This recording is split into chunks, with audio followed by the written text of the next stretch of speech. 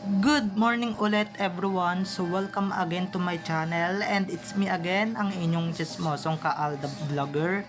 So gusto ko munang magpasalamat sa inyong lahat sa mga walang sawang tumatangkilik, nanonood, sumusuport at sumusubaybay ng mga content ko here on my YouTube channel. So wag ninyong babaktawan o lalaktawan tong ating content ngayong araw. I'm sure na hindi ninyo pagsisisihan na pinanood nyo to mula umpisa hanggang hulihan. And syempre, wag kayong mag-i-skip ng segment, okay? Buuin nyo to start to finish. Kaya ito na, dumako na tayo sa ating main topic for today's video, agad-agad.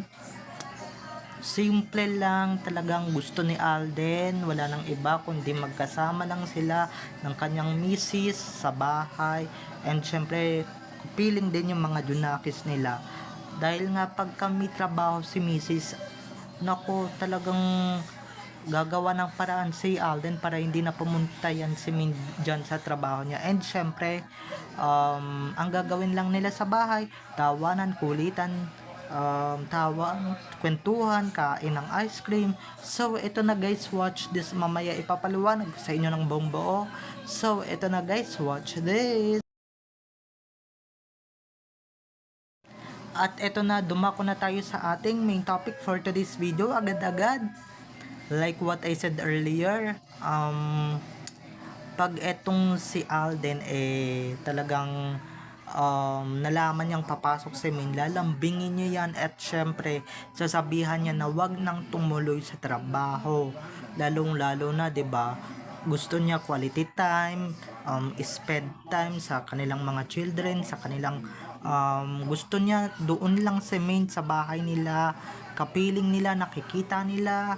Dahil pagka hindi nakita ni Alden yan si Main sa kanyang tabi, or pagka nalaman niyang may trabaho si Min at pumasok ito, ay nako, agad-agad mawawala at mapapalitan yung good mood niya ng bad mood, kahit naman hindi naman siya nababad mood. Mapapalitan niya ng ganyang feeling basta't mawala sa tabi niya si Main pag pumasok si Main. Pag pumasok si Main sa Itbulaga, or pag kami pupuntahan, gusto kasi ni Alden guys yung quality time, spend time, 'di ba? Dahil alam mo naman, yung mga bata ngayon, ang bilis lumaki, ang bilis tumanda.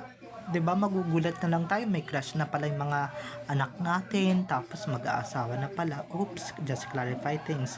Wala pa akong baby pero eto na,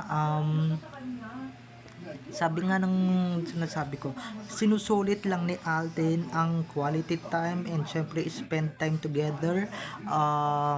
Dahil nga 'di ba, pumapasok na sa mindset niya na baka mamaya 'di ba, lumaki na yung mga bata, hindi na nila magawa yung mga dati nilang ginagawa. And syempre 'di ba, ang bukod dyan guys, bukod sa quality time, spend time with the family, talagang para-paraan din yan si Tisoy para makapiling si Meng, or para makapiling ang kanyang misis.